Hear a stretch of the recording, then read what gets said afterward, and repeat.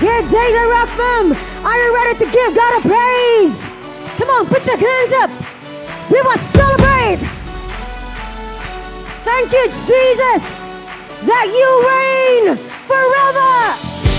Whoa, whoa, whoa, whoa, whoa, whoa.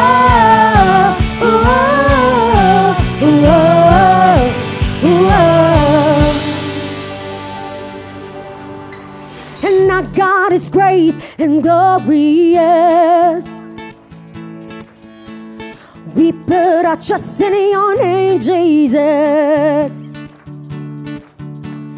Able to save and deliver us. We put our hope in your name, Jesus. Come on, sing blessing.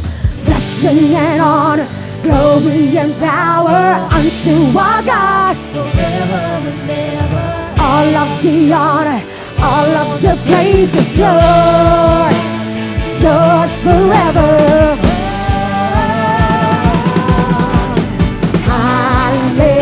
Hallelujah, hallelujah, our God reigns. Hallelujah,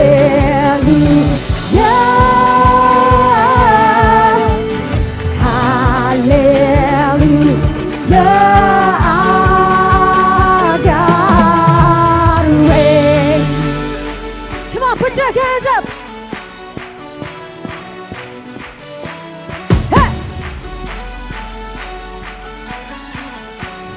You are free to dance.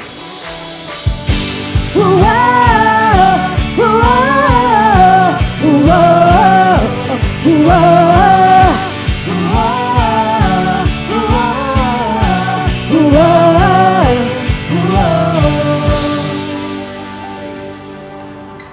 And our God is mighty and marvelous.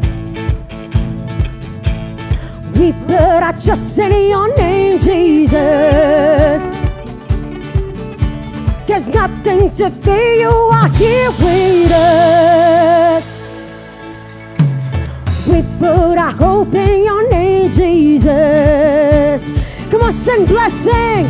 Blessing and honor, glory and power unto our God. Forever and ever. All of the honor, all of the praise is yours. Yours forever. Hallelujah, hallelujah, our God reigns. Hallelujah,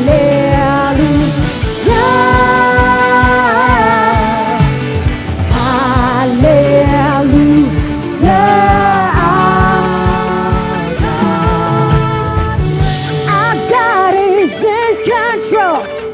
Steadfast and immovable, nothing's impossible, 'cause our God reigns forever.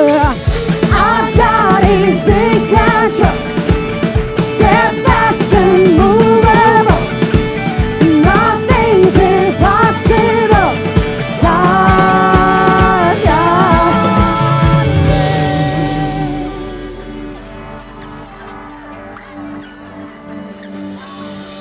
And hallelujah,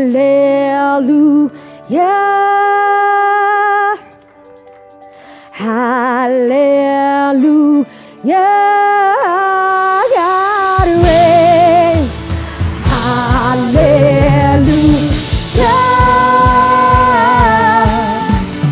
hallelujah.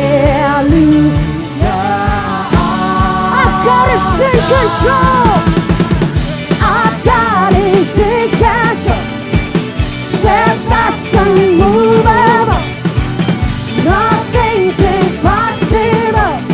Our God reigns forever. Our God is in control. Steadfast and immovable, nothing's impossible. 'Cause our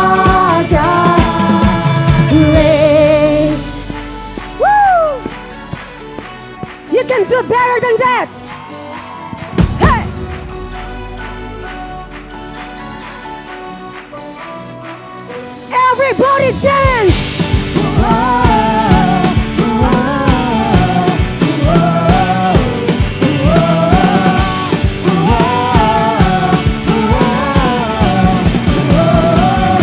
Everybody jump.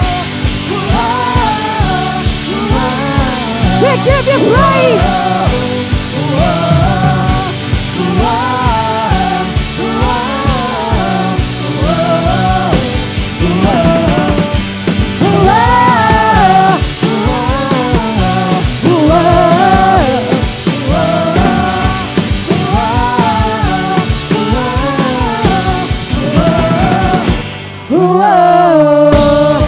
Yes, every tribe and nation would declare like He is God.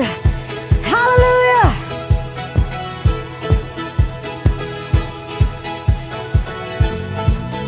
Woo!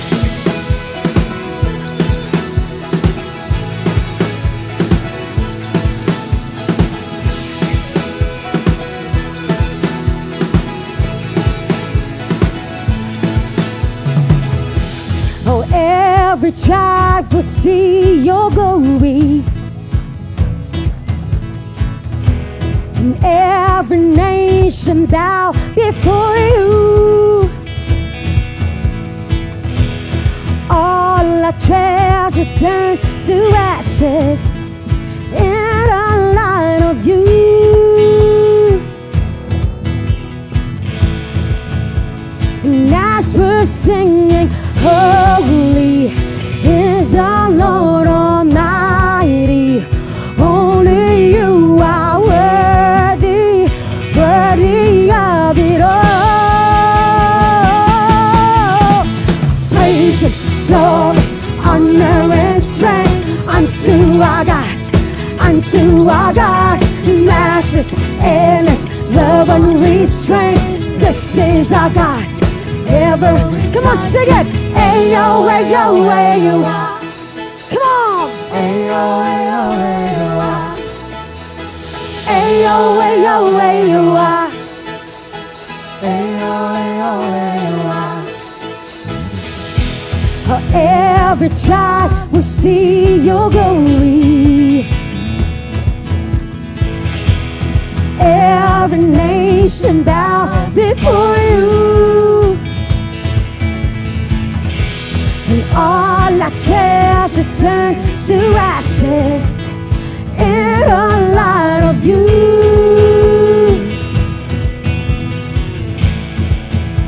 And as we're singing, holy is the Lord Almighty.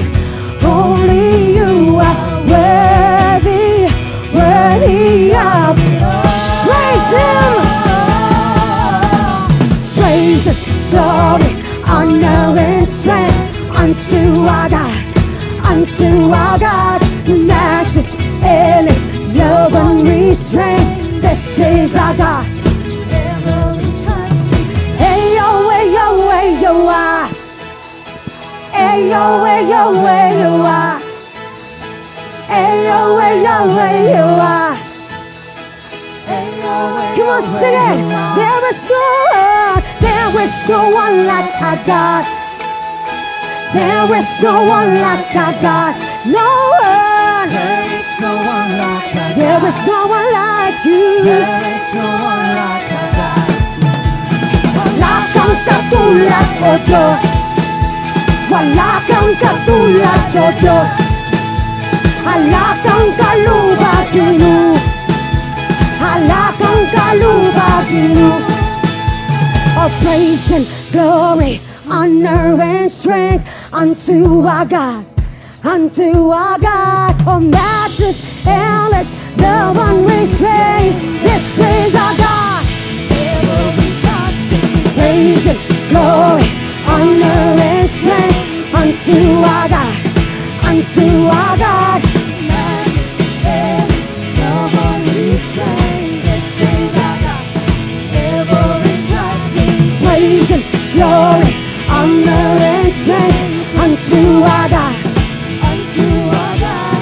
Matchless, endless, love unrestrained. This is our God. God. There is no one like our God. There is no one like our God. There is no one like our God. Come on! If you believe that there is no one like our God, come on, give Him the highest praise. Let there be joy in the house of the Lord right now. Let there be faith in the house of the Lord right now. There is something about your shout. There is something about your clap. There is something about when we jump. Hallelujah! Come on! Nahihiya pa yung banda dito! Jump! Jump! Hallelujah! From now on, we will shout in faith. What are you praying right now? What are you believing God will do right now? Are you ready? In just one shout, we will shout the name of Jesus. And with all faith arise, we believe that God will do it. One. Hallelujah. Let faith arise. Let faith arise. Let faith arise. What are you believing God will do in your family? What are you believing God will do in your relationship, in your marriage, in your finances? Do! Come on, are you ready to shout the name of Jesus? 3! Jesus! Jesus!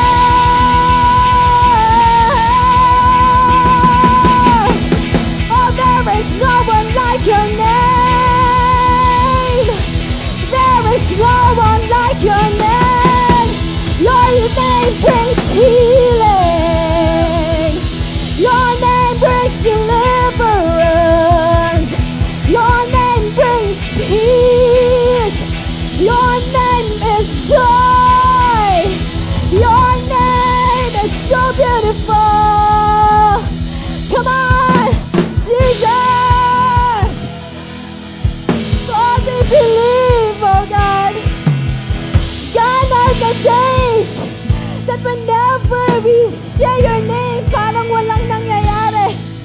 Lord, right now, oh God, with faith, we will mention your name like never before. Oh God, that in this room, whenever your name is lifted up high, miracles happen. Oh, freedom is achieved. Oh, we give you praise. We worship you. Come on, lift up the name of Jesus. He is worthy. He is worthy. He is worthy.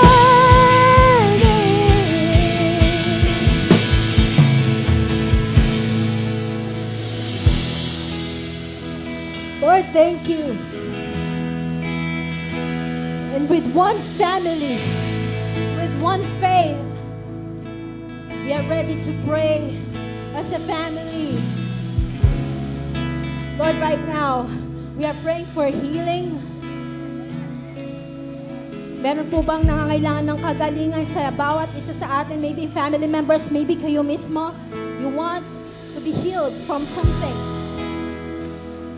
Healing physically, healing emotionally, healing from all the mental illness.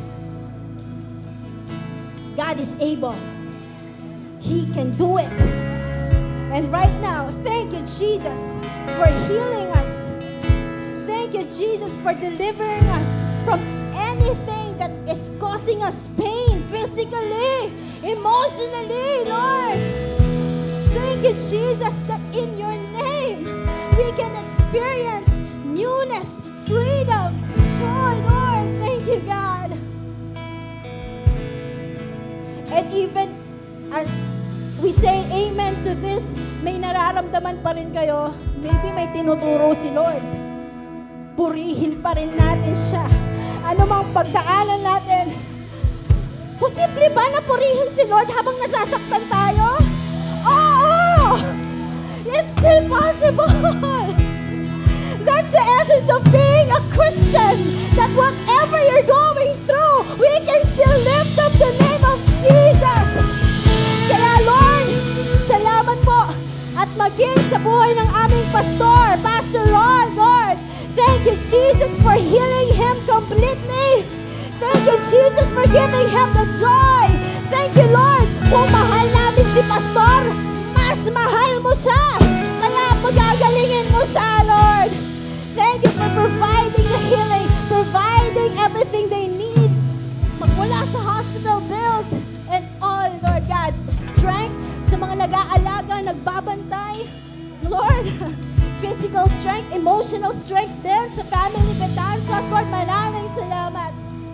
They are setting an example that whatever we're going through, we're still here to praise you. Oh, glory to your name, God. So ready po kami magpuri pa. Excited pa po kami umawit sa inyo. Hallelujah. Let's continue to worship God.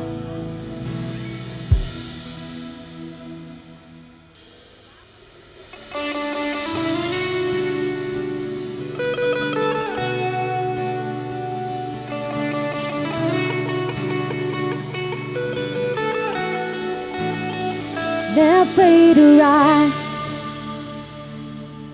In spite of what I see, Lord, I believe. But help my unbelief, I choose to trust you. No matter what I feel, let faith arise. Let faith arise. From my champion start that he is alive. And he already knows my every need. And surely he will come and rescue me.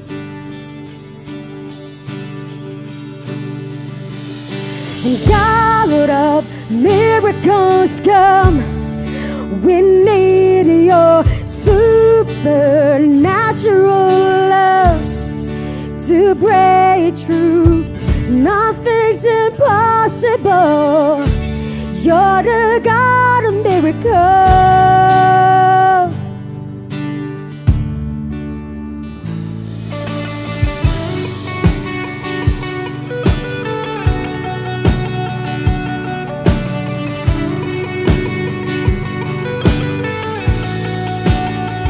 Let faith arise and see the kingdom come. I lift my eyes, for the battle has been won. My God is faithful, and every single word he said is true. And God of miracles come.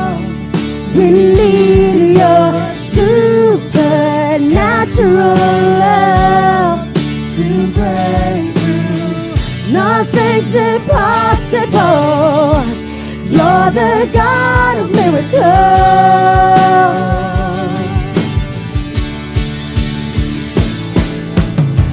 This world is shaking, but you cannot be shaken.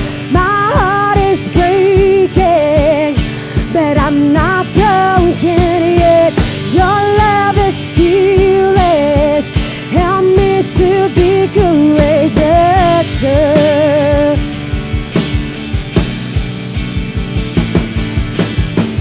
This world is shaking, but you cannot be shaken. My heart is breaking, but I'm not broken yet. Your love is fearless.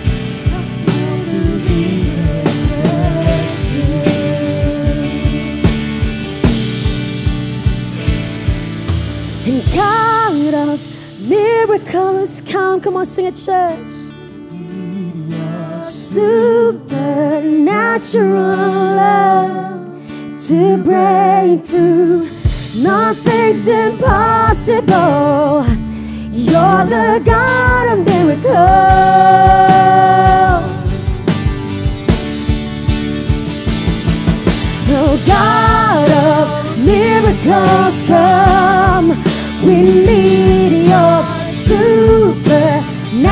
love to break through. Nothing's impossible. You're the God of miracles.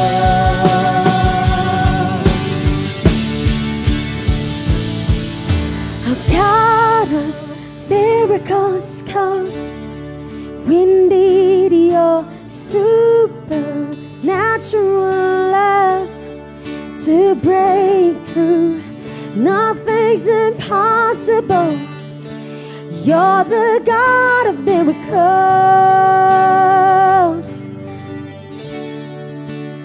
You're the God of miracles. Oh, you're the God of miracles. Oh, you're the God of miracles.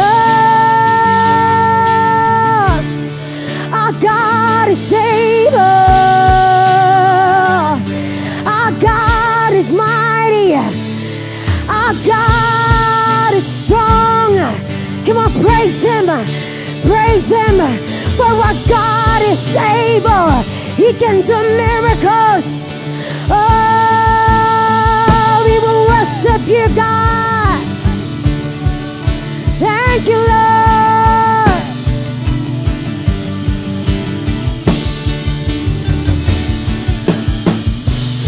Yes, I believe in you. I believe in you. You're the God of miracles.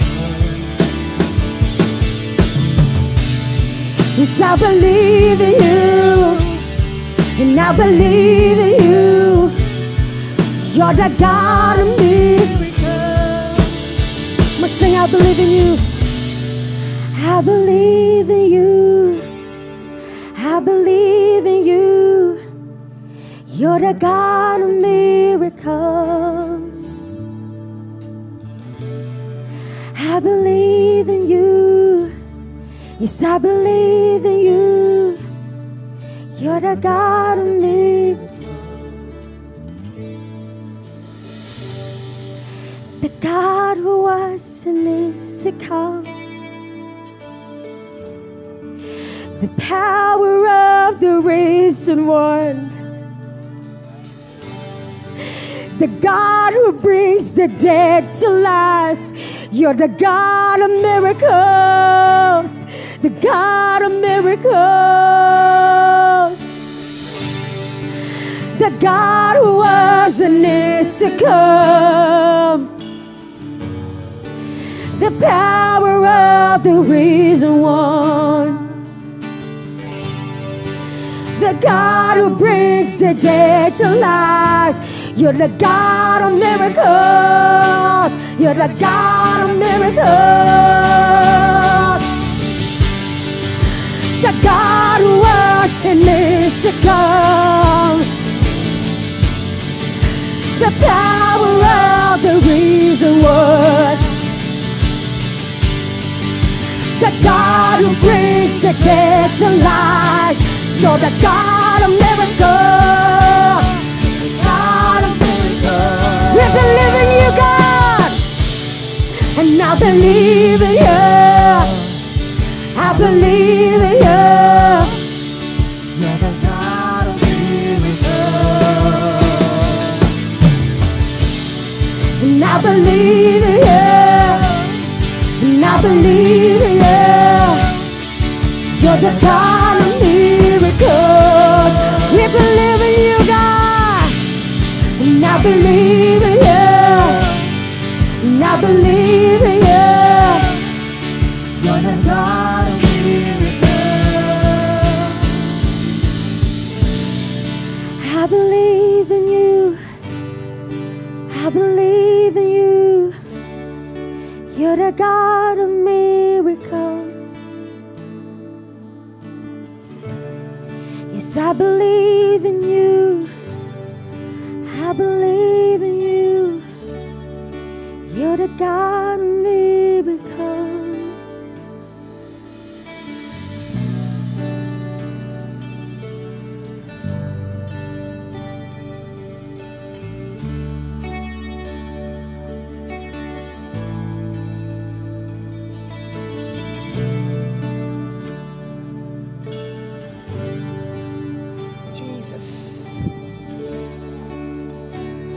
you, Lord. We will now go to the next celebration, the Holy Communion. We partake this in remembrance or in commemoration sa katawan at dugo ng ating Panginoong Jesucristo that was poured out at the cross of Calvary. Amen. And church, just to remind you, the elements that we are going to use or to receive, the bread and the juice are at the right side, at your right side. And those people po joining us online, may we now request to prepare your elements. Amen. Apostle Paul encouraged us in 1 Corinthians 11:28 to 29, saying, "A man should examine himself carefully before eating the bread and drinking from the cup. For if he eats the bread and drinks from the cup unworthily, and not thinking about the body of Christ and what it means, he is eating and drinking God's judgment upon himself. He is giving less importance to the death of Christ." May we remind everyone po. Can you get the bread at your right side? In 1 Corinthians 11:23 to 24, it says, "For I received from the Lord what I also pass on to you. The Lord Jesus, on the night he was betrayed, and when he had given thanks, took bread. He broke it and said, 'This is my body, which is for you. Do this in remembrance of me.'" Let us pray. Lord, we thank you for this bread. Remember that you are the bread of life. We thank you with all our hearts for the great price you paid when you were crucified on the cross for us. You rose again in victory and triumphant over death. Lord, we thank you. In Jesus' name, let us all together eat the bread.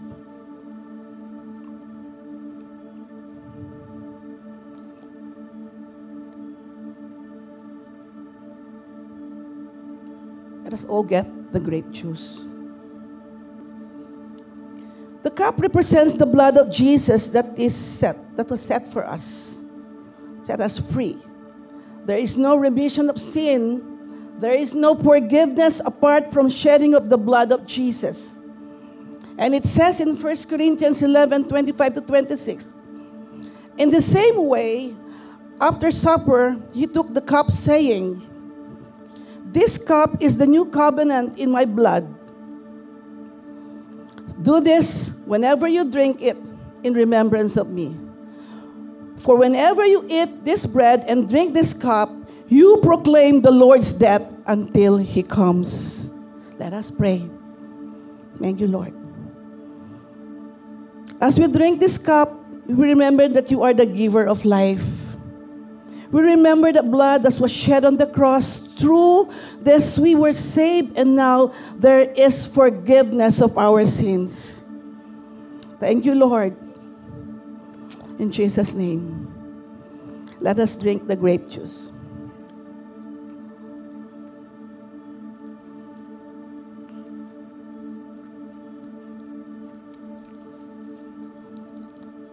Patuloy lamang muna tayo, hawakan ng mga cup, pansamantala, and we'll end it in prayer. Father, I thank you for the sacrifice. Thank you for what you did in the cross to allow us to have a relationship with you. Thank you for your grace and forgiveness, and help us to honor you with our everyday lives. This is our prayer. In Jesus' name, amen. Thank you, Lord.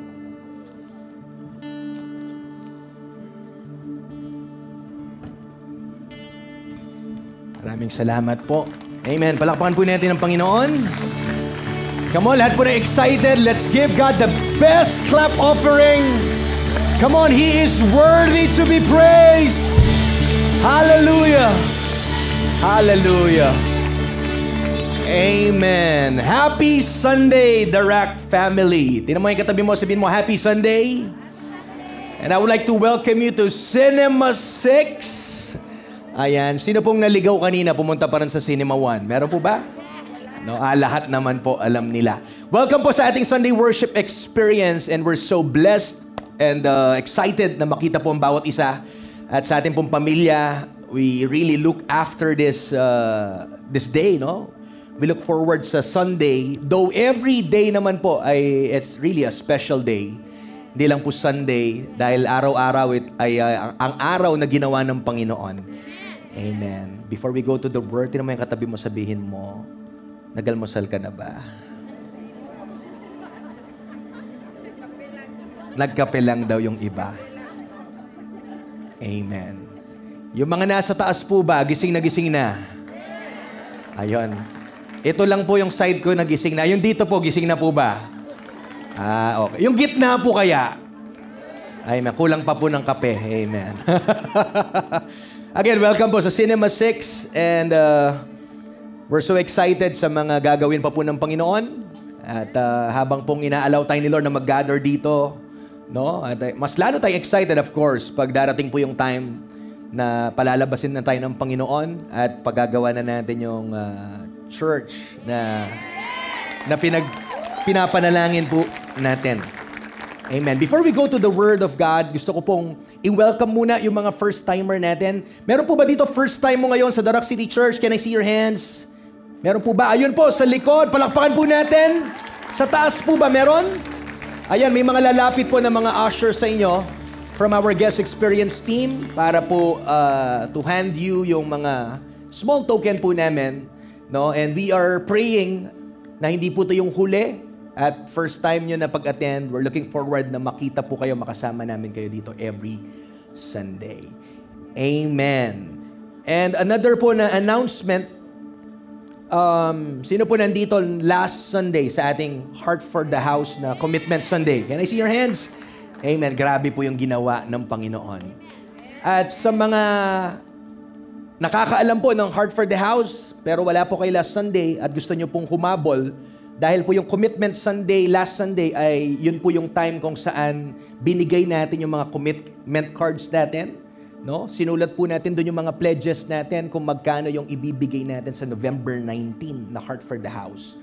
No? At mamaya po sasabihin ko, dapat suspense, sasabihin ko po at the end of my message kung magkano po yung naipon natin doon sa mga pledges. No? At alam niyo po, it takes commitment. Hindi lang po yun basta sinulat natin. But I pray that the Lord will empower us. No? Magtulungan po tayo dahil yung sinulat natin doon ay hindi lang po natin basta sinulat. Nais nating maibigay talaga yon sa November 19. So yung mga hindi pa po nakakakuha, meron po mamaya sa labas. You can still drop your commitment cards, your pledges, doon po sa mga boxes natin ng Heart for the House. And last announcement po, no, I'm excited to tell you na starting this September po, every month, every last Wednesday po ng buwan, no? Actually, every week meron tayong Hunger Nights every Wednesday, pero yung last na Wednesday po natin, ay gagawin natin to something special. Gagawin po natin tong Family Night. Amen. So, yung Family Night po natin, no, ay syempre dapat pamilya as much as possible. Madala nyo po buong pamilya nyo. At ito po ay para magka-bonding tayo. Alam ko po, hindi tayo lahat kasya doon sa Dau, no? But kahit mga 200 naman po, kakasya naman po somehow doon. Hindi po siya service, more of a may food, may games tayo. Ayan. Talagang family night para mag-enjoy po tayo. No? At yung pampasaya po dito, lahat po ng dadalo, magbigay po tayo magdala tayo ng dish to share to everyone. Kahit po a small portion, share po tayo yung mga paborito nyong niluluto, specialty nyo, para matikman ng bawat isa. Okay po ba yun? So yung family night natin ay sa September 27, mark your calendars po, magkita-kita po tayo sa Dau. Every last Wednesday ng buwan, magsama-sama po tayo sa ating family night. Palakpakan po natin yung Panginoon dahil nais po namin kayong makabanding Alam niyo naman po, pag linggong katulad nito, masyadong marami, di mo makamayan lahat, di mo makausap lahat. So meron po tayong mga program para po ma-meet natin yung bawat isa. Amen po ba? So if you're ready for the Word of God, let's remain standing. Let's open our Bibles to Mark chapter 12, verses 41 po hanggang 44. Sige po, manatili tayo nakatayo. Buksan po natin yung mga Biblia natin sa Mark 12, 41 hanggang 44. Babasahin ko po sa Amplified Version. Sabi po dito, "And he sat down opposite the temple treasury and began watching how the people were putting money into the treasury. And many rich people were putting in large sums." Sabi po dyan. Verse 42, "A poor widow came and put in 2 small copper coins, which amount to a mite." Verse 43, "Calling his disciples to him," si Jesus po yung nagmamasid. Kung nandun po yung box, opposite no, nandito po yung Panginoon, tinitingnan niya lahat na nagbibigay. At after niyang mag-obserba, tinawag niya yung mga disciples niya. Calling his disciples, he said to them, "I assure you, and most solemnly say to you, this poor widow put in proportionally," come on, say that word, proportionally, "more than all the contributors to the treasury. For they all contributed from their surplus, but she, from her poverty, put in all she had. All she had to live on." Pwede po ba natin pakita yung isang translation, yung The Voice? Sa verse 44 po, ang sabi po dyan, "All the others gave a little out of their great abundance. But this poor woman has given God everything she has." Tinaming katabi mo, sabihin mo, everything. Huwag po kayong matakot. Hindi po ako magsasabi, okay, lahat ng pitaka mamaya ilalagay sa offering box. Huwag po kayong kabahan, wala pong ganon. Tinaming katabi mo, sabihin mo, are you ready to give your all to Him? Amen. Gusto ko po itong bigyan ng title na Sacrificial Giving. Say that with me, Sacrificial Giving. Sa mga kasama po namin online, put that in the chat, Sacrificial Giving. Amen. Tayo po'y mananalangin bago po tayo umupo. Heavenly Father, we are so grateful, Lord, for this wonderful day that you have made. Salamat po, Panginoon, na ito na naman po yung oras na ikaw ay mangungusap sa iyong bayan. You will speak to your people. And I pray, Lord, that you will be the loudest voice that we'll ever hear this morning. Open our spiritual ears. We are also opening our hearts to you. I pray for the spirit of wisdom and revelation. I pray, Holy Spirit, that you will illuminate every minds, that as we listen to your word, we will hear you more clearly and we will understand what the Spirit is trying to say to the church this morning. Salamat po, Panginoon. Baguhin niyo po kami, i-transform niyo po kami to the image of your Son, Jesus Christ. All praises and honor, God, binabalik namin sa iyo. In Jesus' name we pray. Amen and amen. One more time, palakpakan po natin ng Panginoon. At makakaupo na po yung bawat isa sa atin. Amen. Once again, good morning, The Rock family. A blessed Sunday po sa bawat isa. At napakabuti po ng Panginoon. Amen. Dahil po masaya po akong i-announce sa inyo. Nakahapon po ay nakalabas na po si Pastor Rod sa ICU. No? So after ng ICU, we will see you, Pastor Rod. No? Nasa private room na po siya ngayon. At dalawa po sa doktor niya actually ay nag-yes na in 2 to 3 days po ay pwede na siyang lumabas ng hospital. Amen. So salamat po sa sa panalangin, salamat po sa suporta, sa mga prayers ninyo. No? At ang buong pamilya po namin ay na-overwhelm dahil ang dami po, no, sa body of Christ na talagang nananalangin. At kahit po, honestly, medyo, what do you call this? Mas matindi po yung blood clot niya kung tutuusin ngayon. Pero surprisingly, no, dahil sa biyaya po ng Panginoon, ay mabilis po siyang nakarecover. No? At tuloy-tuloy po yung therapy niya sa hospital hanggang pong kalabas niya so that po manumbalik ang kanyang lakas. Amen.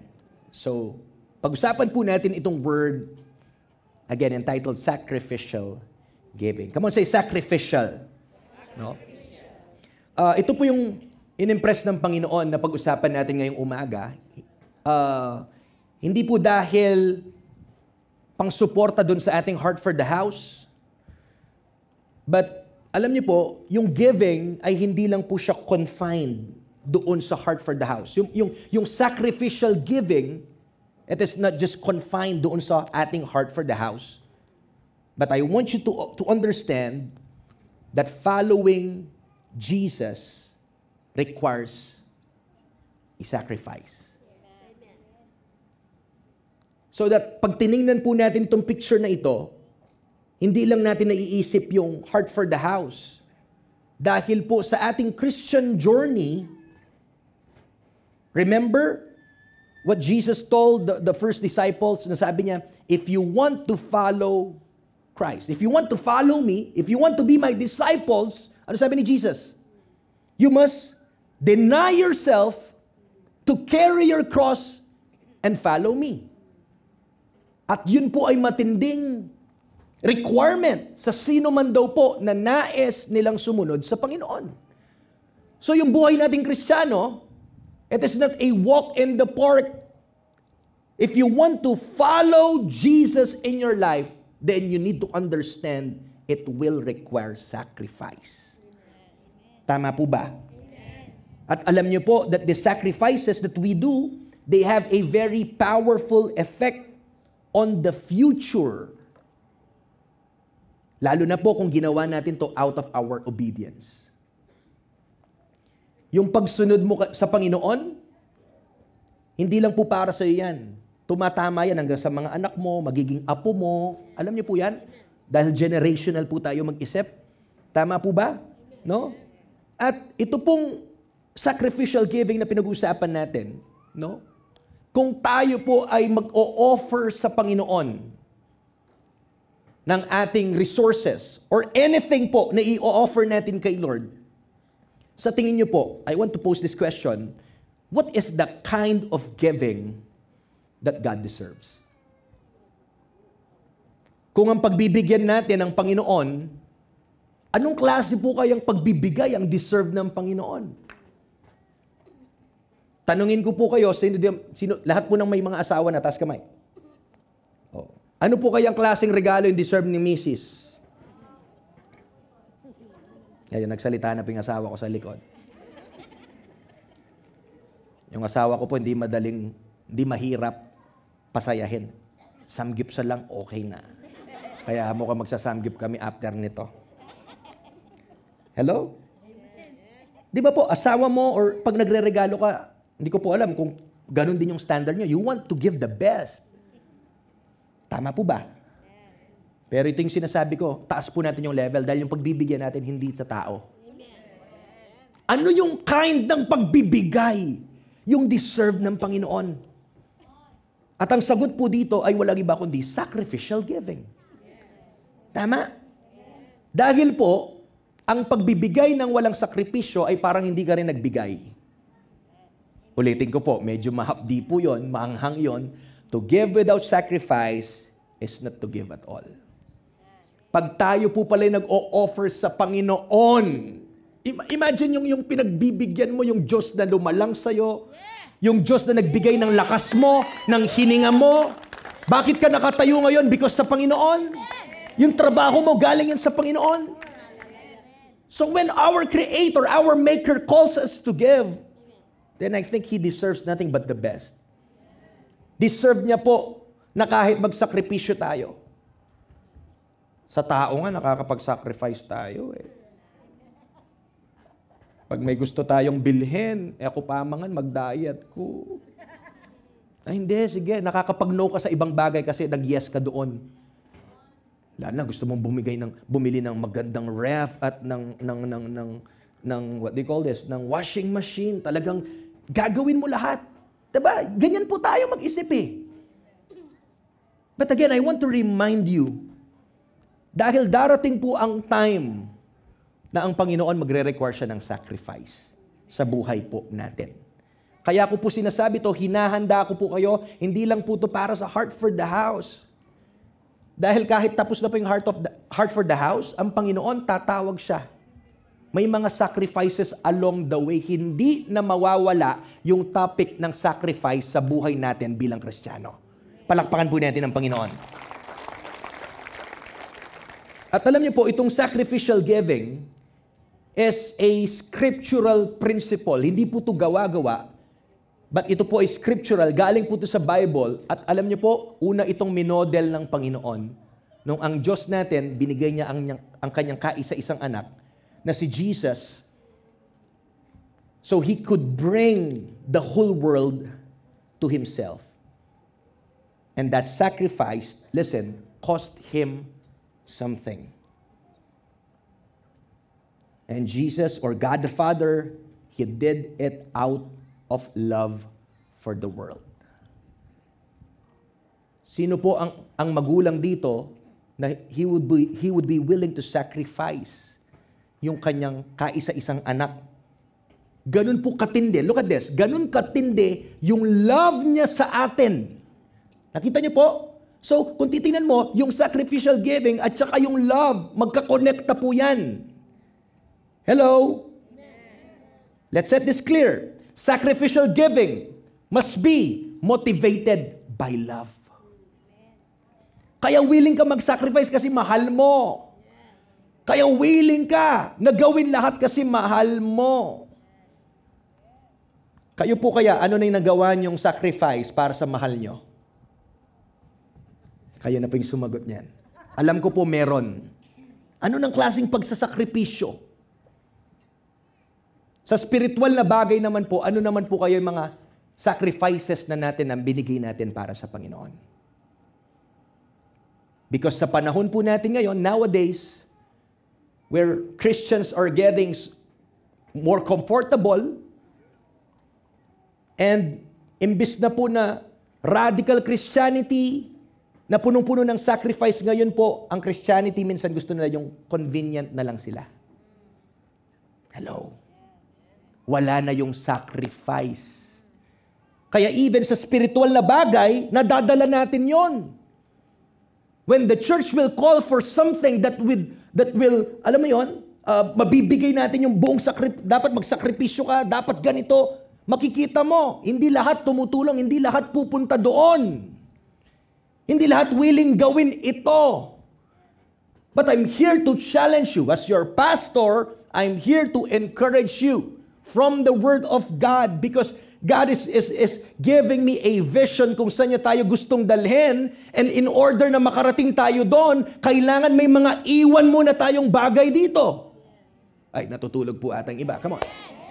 May mga kailangan tayong bagbagin. Mga mindset na hindi na dapat dalhin sa next level. Hello? Tapos na po yung mga Kristiyanong tutulog-tulog, Kristiyanong pa-obserba lang, Kristiyanong pa-tatamad-tamad lang. Hindi na po yan yung klase ng Kristiyano na hinahanap ng Panginoon ngayon. Yung mga Kristiyano ngayon dapat po gising, radikal, come on. They are willing to serve, they're willing to give, they're willing to sacrifice. Hello? Gising pa po ba tayo? Sacrificial giving, again, must be motivated by love. Gaano po ba natin kamahal ang Panginoon? Gaano natin kamahal yung church? And any worthy sacrifice must cost something. Katulad po ng binigay ng Panginoon, ang kanyang anak, it cost Him something. It cost Him His begotten Son. It cost Him what? Pain. Imagine, no? Bigay niya yung anak niya. At imagine yung pain ng isang ama na makikita yung kanyang anak Naggagawin niya lahat yon, mararanasan niya lahat yon, hanggang maipako siya sa krus. Siya na walang kasalanan ay naging kasalanan, to the point na hindi na matingnan ng kanyang ama ang kanyang anak dahil sa kasalanan. Imagine the pain. Pero bakit siya motivated na sinend niya? Ano ba yung motivation behind that giving? It's because of love. It is because of love. Tama po ba? He all had the power to defend his son, but he abandoned him. And hinayaan niya mag-suffer again, all because of love.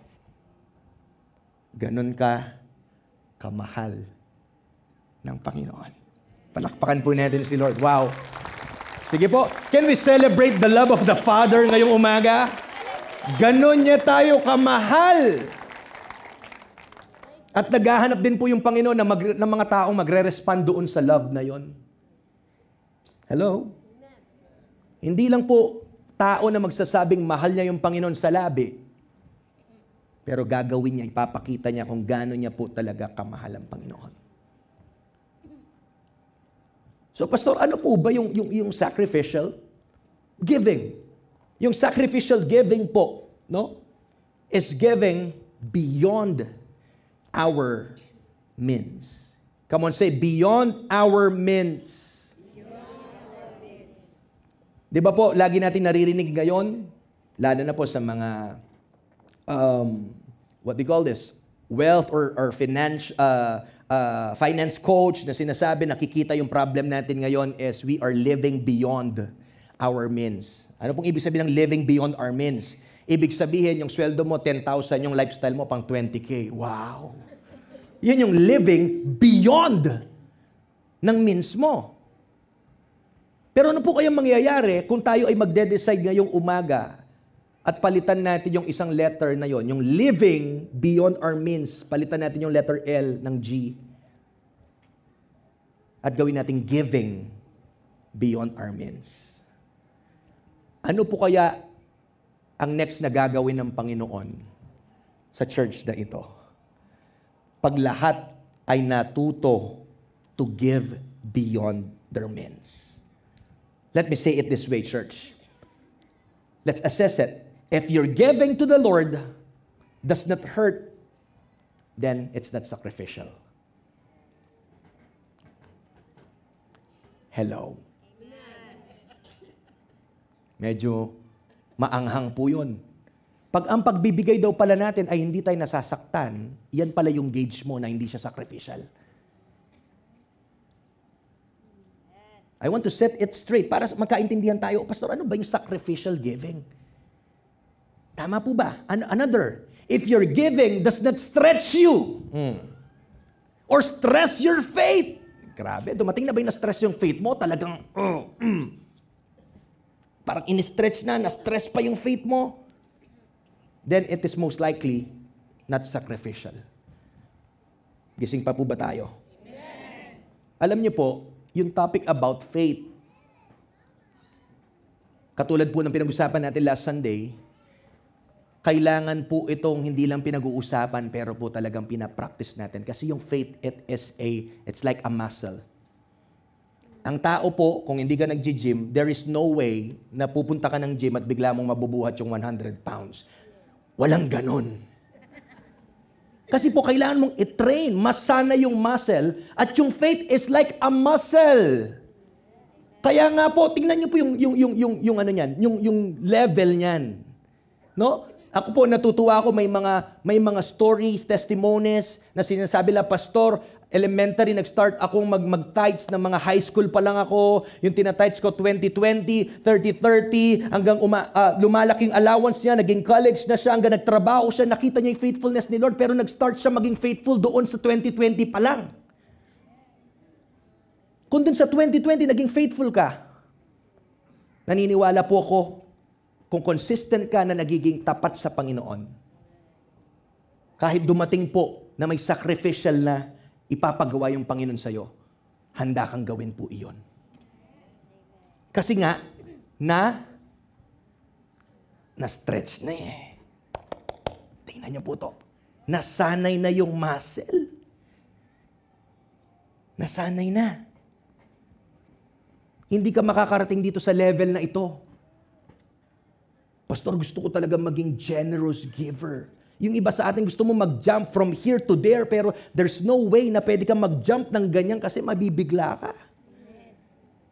Dapat maging faithful ka muna sa liit-liit.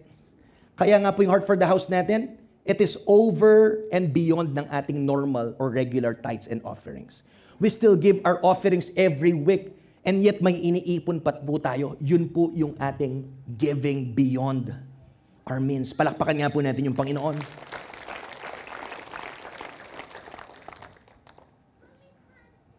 Alam niyo po, subukan niyo po yung Panginoon. At ang ganda po ng epekto ng faith na yan sa buong spiritual journey niyo. I'm telling you, I'm challenging you. Kasi pag nagte-take risk ka, may mga milagrong ginagawa ang Panginoon sa journey mo. May ginawa siya dito, may ginawa, nakita mo na naman paano nag-provide si Lord. Di po ba nakakatuwa yun? Na-excite ka na magbigay ka na naman next time? Dati ito lang yung tithes ko, tapos ngayon nakakayanin ko ng... Dati nahirapan ako sa 50, ngayon 150, 500 ba? Ngayon kaya ko na magbigay ng 1,000. O ngayon naging 2,000 ba? Dati, kayang kakuriputan ko ngayon, ako managawa ini. Ba ngayon, nilakihan, binless pa ako ni Lord lalo. Ba, 5,000 na bibigay ko na tithes. Pero dati pa, ginag-isipan ko pa to, marami nang mabibili to, 5,000. Which is true. Kaya nga po faith siya.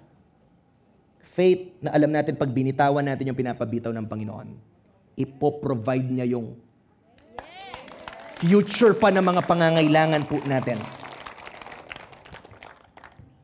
Tama po ba? Tingnan mo yung katabi mo, sabihin mo, kumusta ang faith muscle mo? Sige po, tanongin nyo, kaliwat kanan, para hindi naman antokin yung... Sabi mo, kumusta yung faith muscle mo? Tanongin mo siya, namamagabay muscle mo? O payat na payat? Kayo na po yung sumagot niyan. Pero again, pwede pa pong lumaki yung muscle na yan. I-practice lang natin. Come on. I-practice natin yan. Tama po ba? Gusto ko pong magbigay ng 3 bagay. We want to give sacrificially. We want to be generous. But ano po ba yung mga hindrance to generosity? 3 pong bagay, no? Actually, maraming hindrances, but I'll mention 3. Number 1, yung heart hindrance. Puso. Bakit di tayo nakakapagbigay generously, sacrificially dahil sa puso? Kung makikita po natin, mababasa natin dyan, makita natin that if our hearts, listen, and lives have not been surrendered to God as a living sacrifice. Yan po yung sabi ng Romans chapter 12 verse 1 to 2. Then generous giving will always be an inner struggle of the will. Ulitin ko po. Kung po pala ang ating mga puso, ang ating buhay ay hindi pa po nakasuko sa Panginoon, hindi pa natin na-i-offer kay Lord as a living sacrifice, then mahihirapan po tayo. Lagi pong merong inner struggle kung ikaw ay magsusurrender. At kabaligtaran naman po nito, when our life is surrendered to God, then our money comes along with it. Pag yung buhay mo, willing ka na at naisuko mo na alam mo, Lord, all of me, it belongs to you. Use it, Lord. Gamitin mo. Dapat po, alam natin na itong katawan na to, pagmamay-ari ito ng Panginoon. Pinahiram niya lang yung hangin na yan, yung buhay na yan. Anytime po pwede niyang kunin yan. Kaya yung best po na dapat i-apply natin yung word na to, na magpagamit ka kay Lord. Lord, kung anong gusto mong gawin. Even po yung mga pitakan to, Lord, ikaw lang naman nagbe-bless nito. Sino ba nagbibigay ng laman yan? Sino ba nagbibigay ng trabaho? Lahat po, yung ownership, we need to set it straight, ownership. Hindi tayo owners, we are just managers. Mina-manage lang natin yan. Siya yung siya po yung nagmamay-ari ng lahat. Tama po ba? So, unang sikreto para makapunta tayo dun sa next level ng generosity, isuko natin yung buhay natin kay Lord. Pag nakasuko, pag patay ka na kay Lord, when I say patay na, alam mo yon, di ba yung mga in Old Testament, bago po sila mag-offer ng sacrificial offering, pinapatay nila ito? Di ba? Dapat po blameless, spotless yung o-offer po nila. Eh sabi sa Romans 12:1 verse 2, that we need to offer our bodies as living sacrifice, buhay na alay. Tama po ba? Buhay, itong katawan na ito, yung i-offer natin sa Panginoon. At dapat po kung anuman ang sabihin ng Diyos sa atin, meron po tayong spirit na magsasabi agad na, Lord, yes, Lord. Amen. Dati may kinakanta tayong kanta, yes, Lord, yes, Lord, yes, yes, Lord. Lord, ano man yung sabihin mo, yes, ako dyan. Ano man yung paggawa mo, yes, ako dyan. Lord, ano man ang iutos mo, yes, ako dyan. Tama po ba? So, una puso. Pwede po nating pag-pray yung mga puso niyan, Lord, gawin mong obedient itong puso ko. Kasi yung kalaban natin dyan, number 1, ito.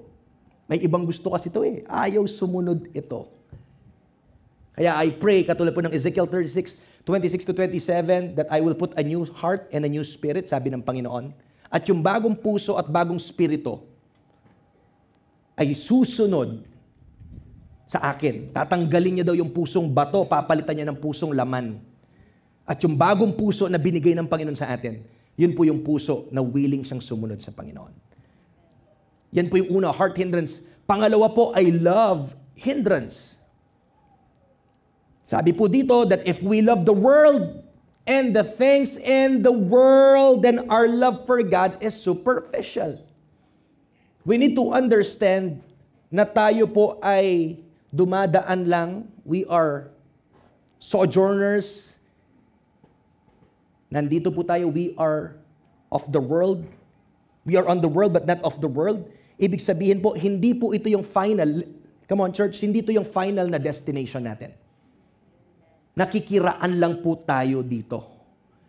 Kaya po dapat, hindi nating mamahalin ang lahat ng dito sa mundo dahil sabi ng Bible, ang lahat ng bagay dito sa mundo ay papunta po ng paganyan yan. It will fade away. Hello. It will fade away. Kaya wag po nating masyadong pakamahalin, pakayakap. Wala pong masama na pagpalain ka ng Panginoon kung blessed ka right now. Okay, but we need to understand the purpose of that blessing is for us to be a blessing. Wag mong pakamahalin to the point na nawawala na yung contentment mo. Yan po yung problema ng social media ngayon. Maraming Kristiyano, maraming tao ngayon hindi na contented. Kakatingin sa Facebook. Ay, buti pa siya, nakapunta na ng Boracay. Ako, kakumupuracay.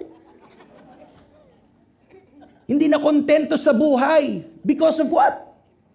Kaka-check mo. Kaka-update. Gusto mo, updated ka sa buhay ng ibang tao. Di mo na nakikita yung binibigay na blessing ni Lord sa'yo. Huwag mo compare yung buhay mo sa ibang tao. Hello? Mag-focus ka dun sa pinapagawa ng Panginoon. Ang importante, magawa mo yung kalooban ng Panginoon sa buhay mo. Hindi ka tinawag na para magpakasikat dito sa mundo. Hindi ka tinawag para palakpakan ka ng mundo. No. Tinawag po tayo para gawin natin yung kalooban niya. So huwag kang magpaka-busy at makonsume yung utak mo with the things of this world. Yung iba Kristiyano pero yung utak godly na. Wala pa ako nitong sasakyan, dapat ganito, ganyan, ganyan, ganyan. To the point kahit Sunday, wala nang oras magsimba, wala nang oras manalangin. Mahirap din po pag sobrang yaman ka na, di mo kilala yung Panginoon. Hello? Kaya po dapat i-check natin yung puso natin. Yung love natin nasan ba? Yung tingin natin nasan ba? Yung affection natin nasa gamit ba? Nasa material? O na kay Lord? Kasi kung na kay Lord po yan, kung ano man yung paggawa ng Panginoon sa atin, we can easily surrender it and do it for His glory.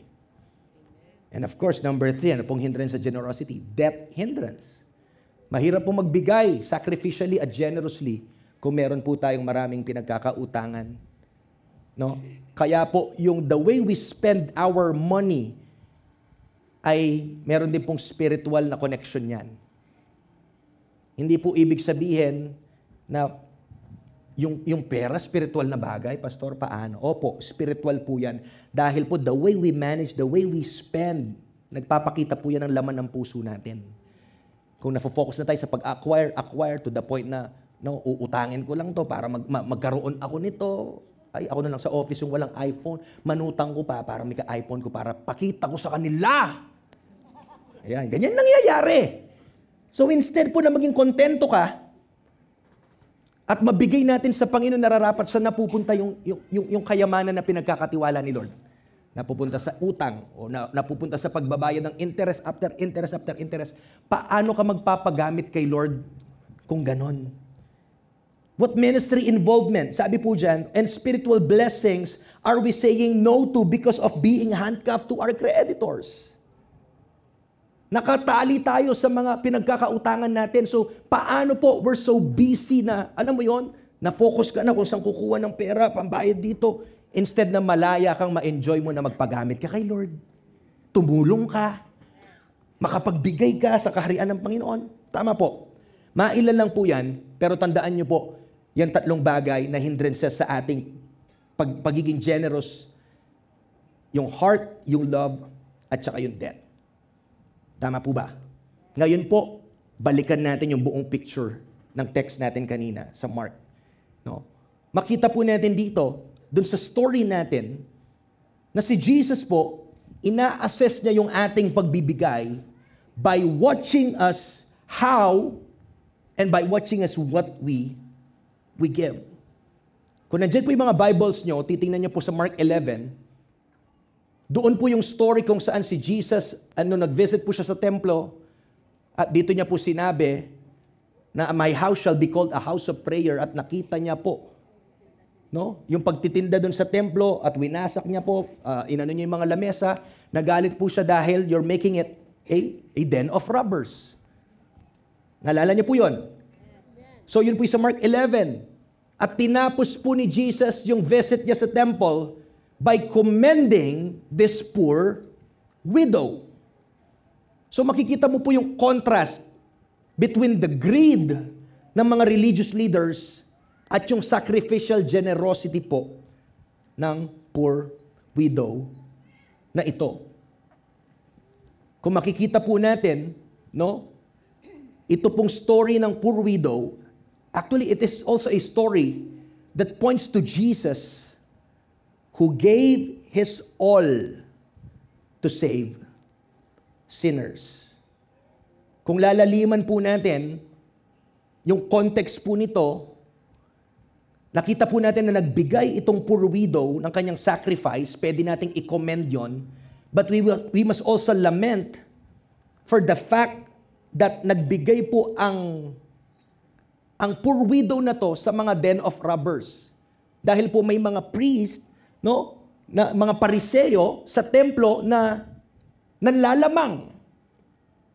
So nakakalungkot po, itong binigay ng poor widow na to ay napunta po sa mga den of robbers dahil po yung kanilang religious system that time ay talagang na-exploit po yung even mga widows at mga mahihirap na nagbibigay sa templo. Maraming mahihirap na nagbibigay at nagpapakasasa lamang po yung ibang tao sa mga nakukuha po nila doon sa mga mahihirap. So kung titingnan mo po sa story dito, biktima po itong poor widow na ito. At makikita natin na actually yung templo kung saan sila nag-o-offer, ito pong story na ito ay laliman po natin ng onte. Yung temple po, actually it's a shadow. It's a mere shadow ni Jesus. Dahil po itong story na to, it presents the need for Jesus who is the real temple. Nakikita po ba natin? Hindi na po natin need ng mga expensive temples ngayon in Jerusalem because kung titingnan natin sa New Testament, Jesus Himself is the temple. Tama po ba? And as the followers po ni Jesus, yung focus natin dapat po nandun sa mga sa mga tao rather than the rituals and the grand temple po sa Jerusalem. So kung titingnan po natin dito, yung story po ng poor widow ay may tinuturo po to na lesson sa atin kung paano po si Jesus nag-obserba at tinawag niya yung kanyang mga disciples at tinuruan niya po ng leksyon. At makikita natin, number 1, dito, based po dun sa text natin, makikita natin that Jesus watches us as we give. Hello? Come on, say, Jesus watches us. Tignan mo po yung katabi mo, baka natutulog na. Di ba nakita natin that opposite dun sa treasury box, si Jesus po ay nandoon sa distance, from a distance, tinitingnan niya po. He sat down opposite the treasury. And probably si Jesus po ay pagod na pagod after all the opposition na na-encounter niya. Nakita niya po yung mga ginagawa nila sa templo. And yung treasury po, that time was around the court of the women, where men and women po ay allowed silang pumunta. No? Meron po, di ko po napakita yung picture dyan, na meron pong yung kanilang mga lalagyanan ay parang trumpet shape na funnel. No? At either ito po yung mga wooden boxes din, na pwede po pag naglagay ka doon ay talagang maririnig mo pong tumutunog ito. Gising pa po ba tayo? No? So dun po sa templo, meron po daw mga 13 shape na trumpet shape boxes na pwede ka pong maglagay, at yung mga boxes doon may mga specific po na mga pangalan kung para saan lahat pong yon ay gamit or magagamit para po sa templo. So makita natin dito na si Jesus po, literally, He keeps on watching the people putting money. Una po na napansin, may mga mayayaman po na naglagay ng maraming amount ng pera. So imagine mo funnel shape. Siguro may mga dalang mga mga boxes or what. Dahil onti-onti, pwedeng binubuhos doon dahil funnel shape lang po yon. So imagine mo yung maraming barya. Dahil nung panahon po yun, wala namang papel pa. Mga coins po yung gamit. Imagine gaano kaingay yon nung binubuhos nila yung mga perang yon. So alam mo, pag nagbigay yung mayaman, mga laksing niya. Tama po ba? No? At makikita po natin dito, na yung mga mayayaman ay patuloy pa rin pong nananatiling mayaman after po silang nagbigay ng kanilang offering because they gave out of their abundance. Hindi po proportional.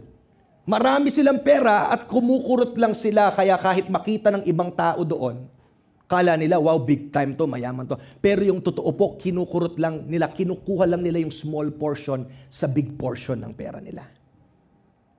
At dito po na-compare from that mayaman, pangalawa po, na inobserbahan ni Jesus ay itong poor widow na nagbigay po ng 2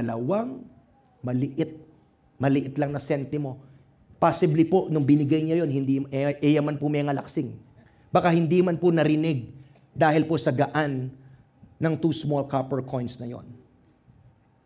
And mind you, church, hindi lang po siya basta widow, she is a poor widow. Sabi nga po ng mga scholars, pwede nga na hinati niya na lang yung isa binigay niya at kinip niya ito. Pero po sa kanyang generosity, ito na yung lahat-lahat niya. Binigay niya lahat kahit hindi niya alam paano na siya next. Pero mamaya po mapag-uusapan natin, itong babaeng to talagang mataas yung pagtitiwala niya at pananampalataya niya sa Panginoon. Na ang Panginoon ay magpo-provide pa rin sa kanyang pangangailangan. Tama po ba? Meron pong isang story na nabasa ko na yung isang pastor bago daw po siya mangaral, nung giving time, siya ay nagmamasid at per aisle, tinitingnan niya daw ang mga miyembro niya kung anong sinusulat dun sa offering. Lahat po tiningnan niya. Yung iba talagang nagalit. Tinatago nila. No? Yung iba po nasaktan. Bakit tinitingnan nyo ni pastor? Sabi niya. At shinare niya po yung story na yung iba ay galit, yung iba tinatago, pero sabi niya, alam nyo ba na every Sunday, ang Diyos ay nakatingin din dyan. Kumbaga, tinatago nyo sa pastor para di makita, pero alam nyo ba yung Panginoon, nakikita niya ano yung amount nilalagay mo dyan? Nakikita niya ano yung binibigay nyo? At anong klaseng puso meron ka sa pagbibigay? Tama po ba? No? So, ang Panginoon po, on the other hand, nakikita niya yung sacrifice mo. I want to commend yung ating mga generous givers dito. Palakpakan nga po natin yung Panginoon. I want to commend yung bawat isa po. On the other bright side po ng kwento, kung ikaw man po, kamukha mo yung kwento ng isang poor widow, pati po yung binibigay mo na sacrificial na yan, nakikita yan ng Panginoon. Amen. Lahat ng binibigay nyo out of your heart and generosity, kita yan lahat ni Lord. Amen. Kita niya lahat. And He will reward you for that. Wala pong nakakalampas sa Panginoon. Alam ni Lord kung paano mo yan inipon. Alam ni Lord paano ka nagiging faithful na ibigay yung tithes mo, yung offering mo. Alam po yan ni Lord. He watches us. At pangalawa po, si Jesus, ini-evaluate niya po kung ano yung binibigay natin. Number 2, Jesus evaluates what we give. Kung babasahin po natin yan sa Mark 12:43, kinoment po ni Jesus na sabi niya po, sa lahat ng nagbigay ng mga mayayaman na yan, lahat na nag-contribute, nabigla po yung mga disciples, nang sabi ni Jesus, itong poor widow na to, siya pa yung may pinakamatimbang, siya pa yung nagbigay ng matimbang kesa po sa binigay po nila. Bakit po kaya sinabi to ni Jesus na siya po yung may mas matinding binigay? Because number 1, others contributed, again, out of their abundance. Mukha pong impressive sa labas, pero ang Panginoon lang yung nakakakita kung yung binigay nila is out of proportion or portion lang. Gising pa po ba tayo? Amen. Yung mga mayayamang tao nag-contribute out of their abundance. Pero wala pong indication that they sacrificed in their abundance. Tama po ba? Probably po, some of the rich people, they even made a show of their giving. Kung paano po, nung panahon ni Jesus din, sa Matthew 6, na sinasabi niya, don't keep on babbling like pagans. Kung paano po, pag nananalangin din sila, mga Pariseo, may mga trumpeta pa para ipakita, mag-ingay sila para mapansin sila sa kanilang pagpipray. Ganon din po, nagpapapansin tong mga to, nagbibigay sila ng ginagawa nilang show para mapansin din sila sa pagbibigay nila. So they are contributing out of their abundance. But number 2, makita natin that this poor widow gave everything she had to live on. Come on, say everything. Everything. Lahat po. Sabi ko nga, maybe ito na yung pinakalas niya, hindi niya na alam paano siya makakakain. Pero alam niyo po, grabe yung pagtitiwala niya sa Panginoon. Dahil alam niya na pag binitawan niya yung nasa kamay niya, ang kanyang Panginoon na nasa langit ay able na i-provide pa rin ang susunod na nakakailanganin niya. Come on. Tama po ba? Kaya importante po dito, yung attitude po natin, the attitude with which we give, church. It matters more than the amount we give. Kung tayo nagbibigay lamang po para sa isang show, para magpasikat, para makita lang na nagbibigay ka, huwag ka na magbigay kasi nakikita ni Lord yung attitude. Tinitingnan ni Lord bawat puso. Ayaw po ng Panginoon, listen, na magbigay tayo grudgingly, naiinis, napipilitan, nape-pressure. Hindi po yan ang kind of giving na gusto po ng Panginoon. Sabi ng Bible, God loves a cheerful giver. kung paano sana yung mga ninong at ninang. Ayan na, ninong. September na po kasi, kaya Pasko na. Merry Christmas. Din naman katabi mo, sabi mo, Merry Christmas. Di ba po? Hindi ko po alam kung ngayon po ba yung mga ninong-ninang na excited pa magbigay o hindi na. Lalo na siguro kung 30 ano rendinan mo,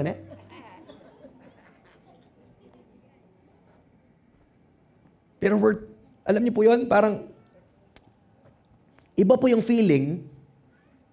Nag-usap nga kami ng asawa ko, naalala ko po last Christmas na napag-usapan namin, sabi ko dapat talaga every December handa tayo.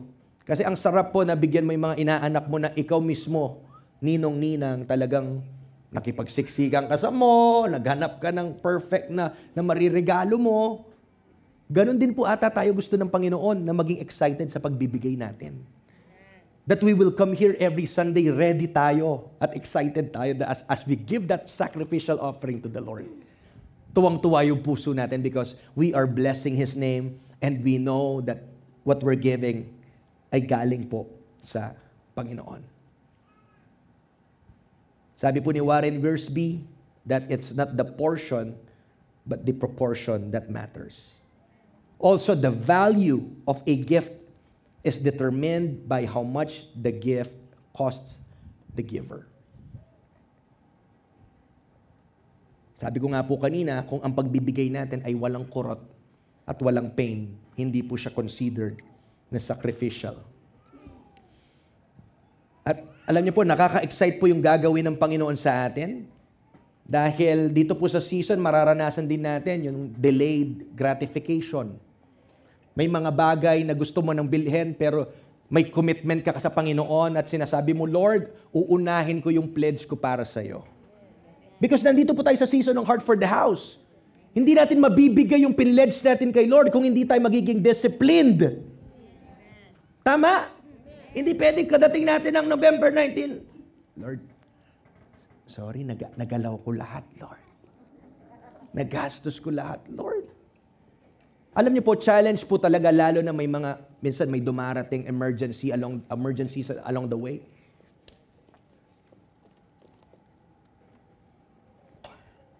Ayan, nag-check po ata yung anak ko ng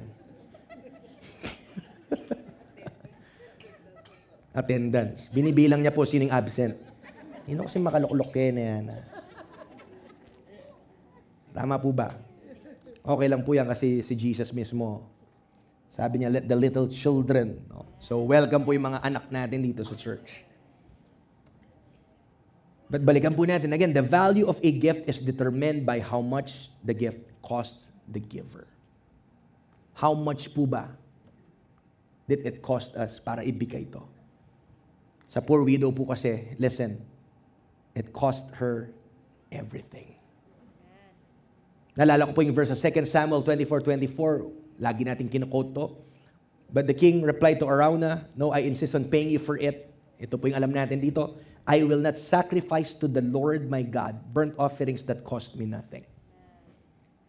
Dapat ganyan din po tayo na, Lord, hindi ako magbibigay sa iyo ng offering na hindi ako masasaktan. Na wala siyang bigat, na wala siyang halaga, na walang pain sa akin.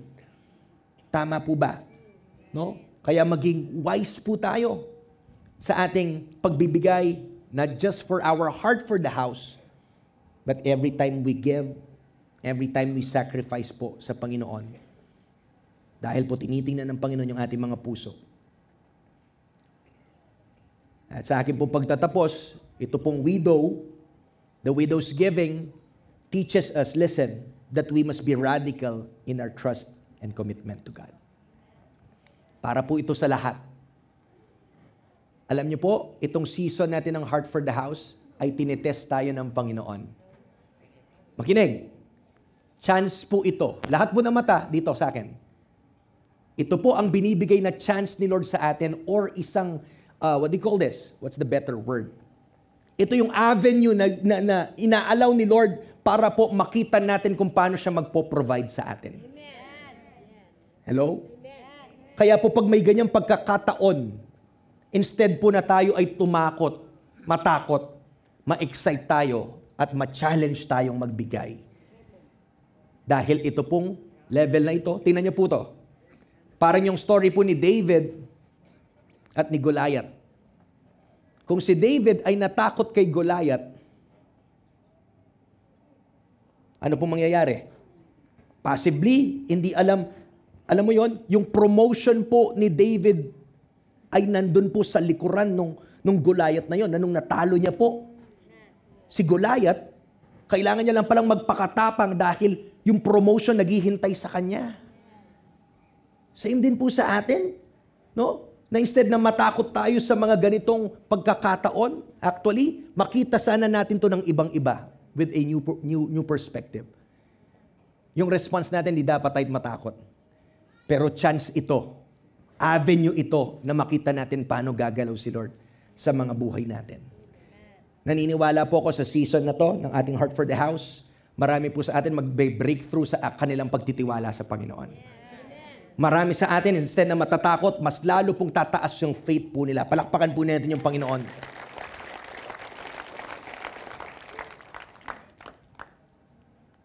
At alam niyo po, marami na pong nauna sa atin na nagpakita ng generous, sacrificial, extravagant giving. Nandiyan po si Abraham, na in-offer ang kanyang anak ni si Isaac. Si Hannah, na after pong hinintay, na ibigay ng Panginoon si Samuel, in-offer niya po sa templo, sa pangangalaga po ni Prophet Eli, ng priest na si Eli. Nandiyan rin po yung widow na last niya na pong pagkain, ibinigay niya pa po kay Elijah. Si Mary, who gave up a very expensive box of ointment. And consider one of the martyrs po ng early church na si Stephen. Hindi man po, alam mo, tinatawag tayo ni Lord, hindi lang pera. Si Stephen, binigay niya yung kanyang buhay sa Panginoon. Alam niyo po ito, sumusunod na lang to pag nauna na yung buhay mo kay Lord.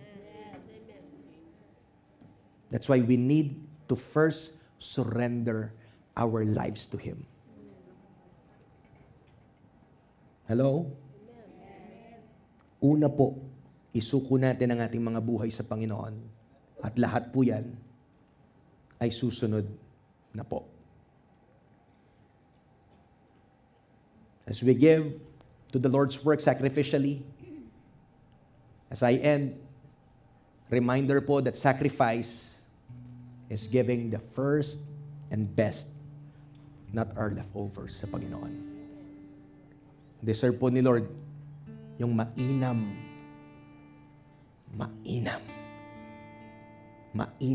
yung the best po, deserve ng Panginoon.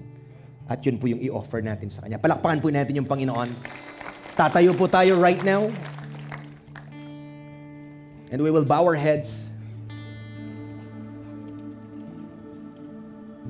As a gesture, pwede po ba yung isang kamay natin, lagay natin sa puso natin?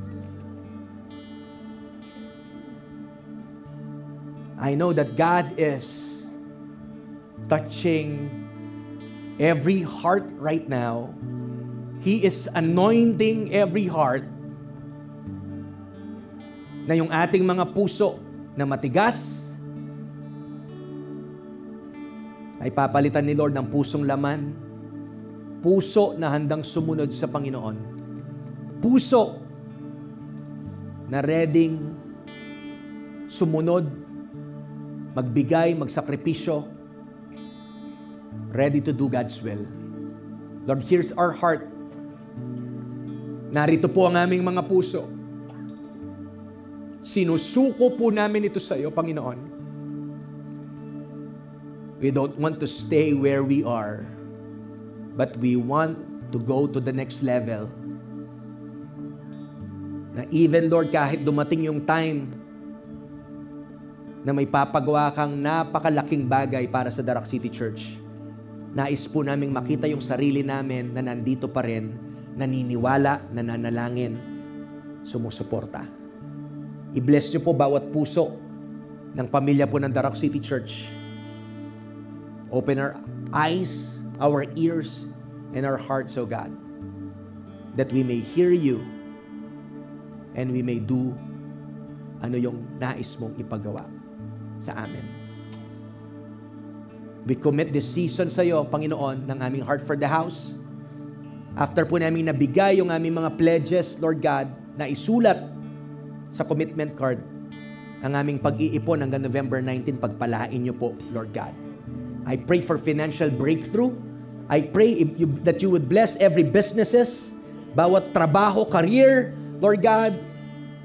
Dahil alam namin, Lord, you are true to your promises na pagpapalain niyo po ang lahat ng sumusunod sa inyo at nagtitiwala.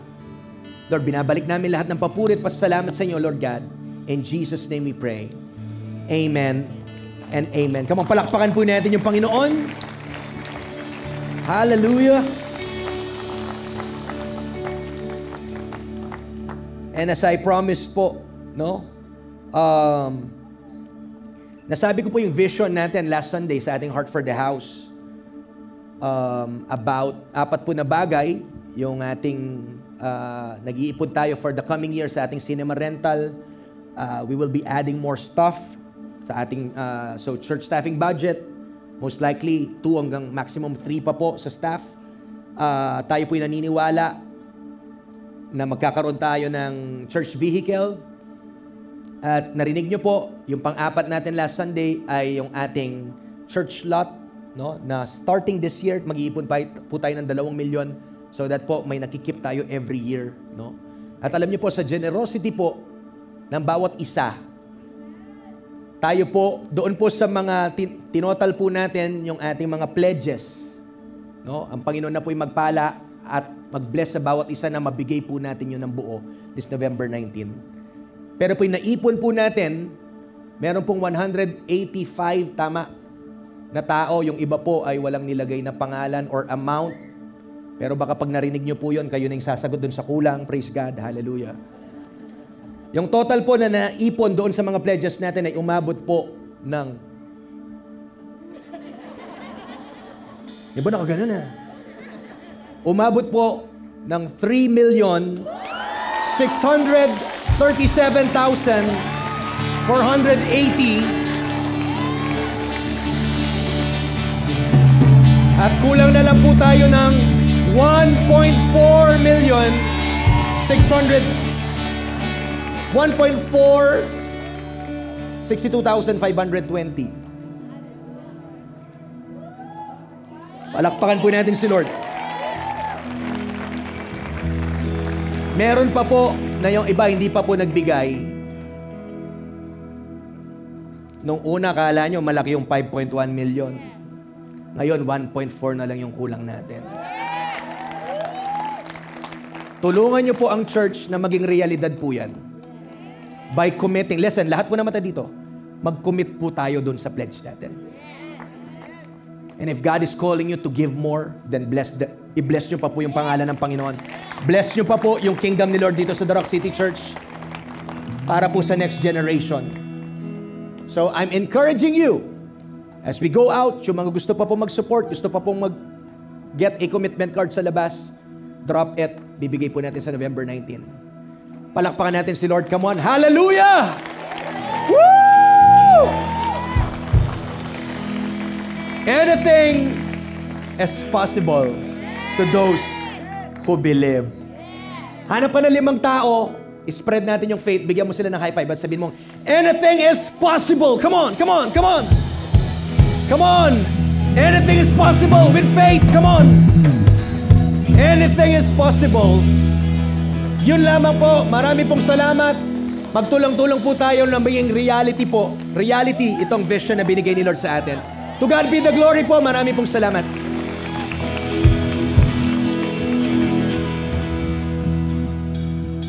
Amen. Grabe naman. Konti na lang. Isang tao na lang daw yung doon. Bahala doon. Thank you, Jesus. Palakpakan po natin muli ang Panginoon. God is so good. Thank you, Lord. At makakaupo mo na po ang bawat isa. Thank you, Lord. Amen. Talagang we are in the right church because we can see generous people around. Amen. So again, here at the Rock City Church, we believe that giving is an honor. Ayan. We have our guest experience team po. Ayan, on your sides, ready to distribute our giving envelopes. Ayan. So as we continue to give, let's reflect again dun sa paunang question sa word kanina. What is the kind of giving that God deserves? Ayan. Thank you, Lord. So, yan po. Taas lang po kayo ng kamay, and our guest experience team are ready to give our giving envelopes. Thank you po. Hallelujah. Thank you, Lord. Thank you, Jesus. Ayun po. On this side pa po. Ayan.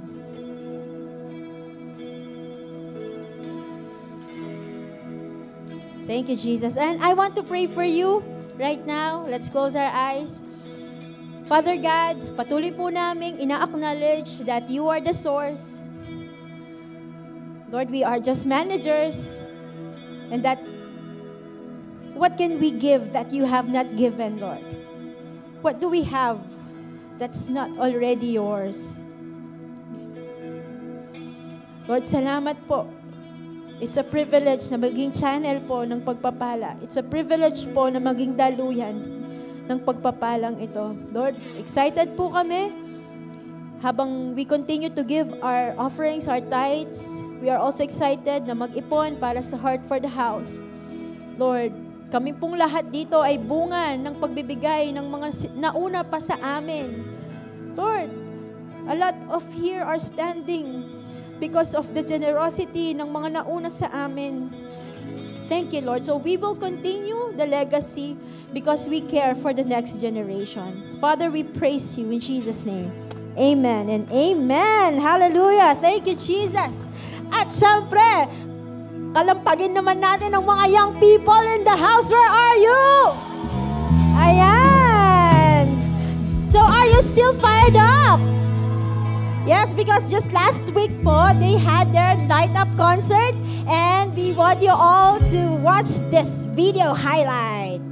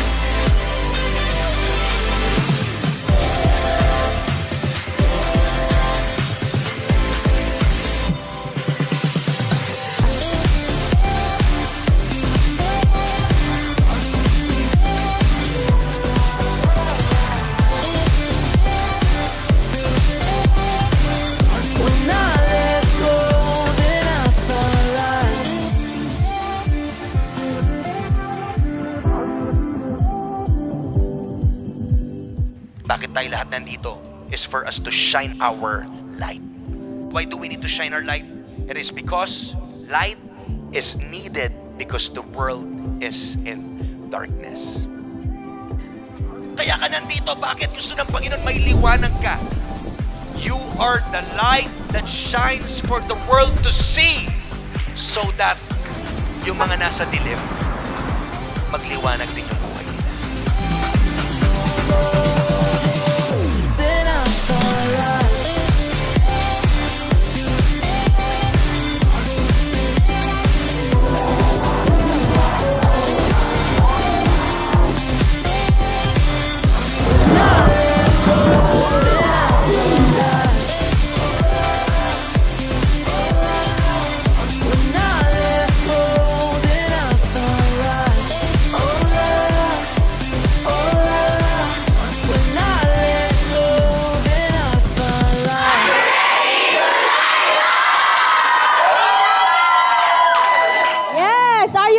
To light up continually. Yes. Ayan. And for sure, there was another celebration, rejoicing in heaven, because a lot of young people tumanggap sa Panginoon. Amen? That's why we continue to encourage you. Every Saturday, we have youth gig. Ayan, alam nyo po ba, kami din po dito ay produkto ng mga youth fellowship. By the grace of God, nagpapatuloy, may kanya-kanya ng pamilya at anak. Amen? So, your yes in the Lord. Young people, your yes in the Lord right now will leave an impact sa future mo, even to the next generation. Amen. Thank you, Lord God. At syempre, there are a lot of things going on in our church and we want you to be part of it. Let's watch the Rock News.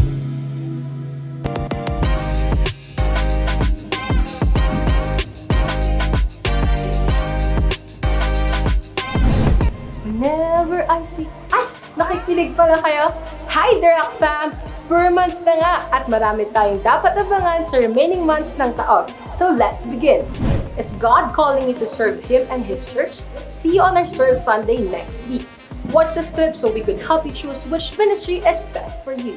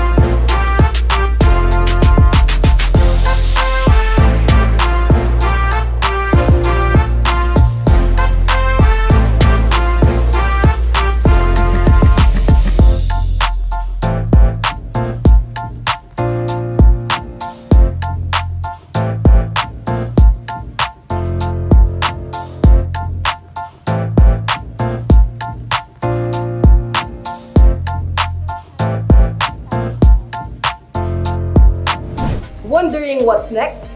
If you are new and you want your relationship with God to grow, then sign up now sa ating Growth Track class para malaman mo ang purpose ni Lord sa'yo at makilala pa ang The Rock City Church. Just head over to our Growth Track station at the guest experience area outside the cinema and sign up. You can also fill out an online form that you can see on your screen. Impact 3 classes will start this month. Sa mga tapos na mag-Impact 2, then here's what's next. This is a great tool to help you develop your conduct of Christ. Want to know more about our Impact classes? Ask someone now from our guest experience team and sign up. Join the squad now! Men and women, young professionals, young adults, and youth. Whatever age group you are in, welcome ka dito. We want you to be a part of a community na sasamahan ka sa journey mo with the Lord. Sign up now and meet new friends. Calling all women ages 18 and above. This Friday, September 8 is our Women with Purpose Night. Register now for 50 pesos. May matinding gagawin si Lord at may nakahandang matinding sorpresa para sa ating lahat mga kababaihan. We will talk about how God calls us sa anumang season natin, kaya invite your kumares, kaibigan, kapatid at katrabaho. See you there, ladies! Here in our church, we love to celebrate with you. We would like to congratulate Prince Matthew together with his parents, Hernane and Princess, for your dedication. Welcome to the Rock family! We pray that you will grow mature and in love with the Lord. Well, if you want to know more about what our church is doing and be updated on what's happening, you may visit our website www.therockcitychurch.com, or you can also check our social media channels right over here. I am Lexi and that is it for The Rock News. whenever I see girls. Amen. Thank you, Jesus. Our church is indeed a growing church. Amen. There are a lot of things happening and we want you to be part of it. So again po, Women with Purpose, don't forget, September 8, okay? And of course, our Serve Sunday. Kailan po ito? September 10. Ayan. Nakita nyo po yung mga kailangan punan pa. Mag-serve pa tayo on this part. Worship team, production team. So we keep on inviting you. Please pray for the ministry you want to be part. Ayan. And syempre po, to our first-timers, please stay on your right side at the end of the service. And there you go. Pray and praise. Prayer never stops at the Rock City Church. Amen? And so, we love to pray for you. Okay? So, please stay on your left naman po if you want to be prayed for. So, there you go. That's the end of our Sunday worship experience. It was indeed a great time with you. See you again next week. God bless.